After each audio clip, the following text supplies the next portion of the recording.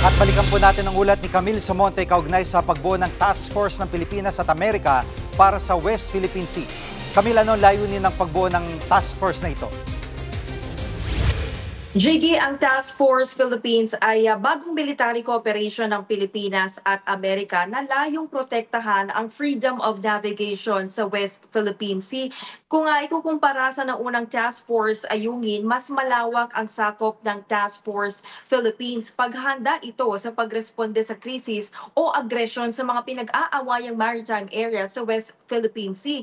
Nakapaloob din ang Joint Disaster Response at Humanitarian Support ng dalawang bansa. Pero sa isang press conference, pagkatapos ng dumalo sa katatapos lamang na APEC Summit sa Gyeongju, South Korea, nilinaw ni Pangulong Bongbong Marcos na hindi binuo ang Task Force Philippines para palalain ang tensyon sa West Philippine Sea. Pakinggan natin ang pahayag ni Pangulong Marcos. I hope it will lower the tensions in West Philippine Sea. It will certainly not heighten them because it's not something new. Wala namang bagong ginagawa. Nagkaka-heightening lang of tension kapag may sumubok ng bago. Yung dati hindi ginagawa, bigla na lang gagawin. Yun, magkaka-tension. Jiggy, inanunsyo na rin ni US Secretary of War Pete Hegseth at Defense Secretary Gibo Teodoro sa ASEAN Summit sa Malaysia ang pagbuo sa task force na ito. Ayon sa Pentagon, ikinababahala nila ang paulit-ulit na ulat sa agresibong aksyon ng China sa West Philippine Sea. Pakinggan natin ang pahayag ni Secretary Teodoro. We use the term task force. Task force has a specific mission.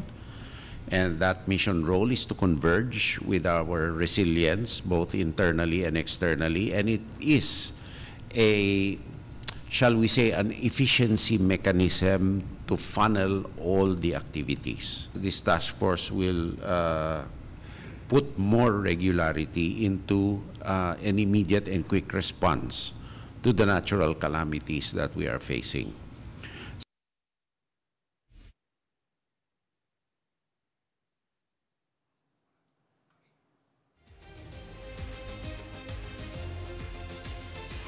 Jiggy, sa mga oras na ito, wala pang reaksyon ang gobyerno ng China pero dati nang tutol ang China sa anilay pakikialam ng ibang bansa sa tensyon sa South China Sea. At samantala na ito namang katatapos nga ng APEC Summit ay hindi nagkaroon ng formal na pagpupulong si President Marcos at Chinese President Xi Jinping pero nagkamayan ang dalawa. Pakinggan natin ang pahayag ng Pangulo.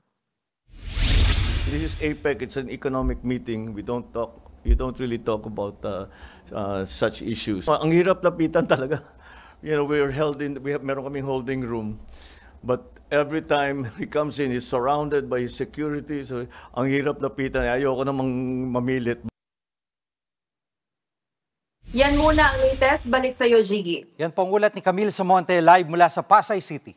Mga kapatid, Jiggy Manikad po, pagdating sa mahalagang balita sa loob at labas ng bansa, dapat una sa lahat, mag-follow at mag-subscribe na sa social media pages ng News 5.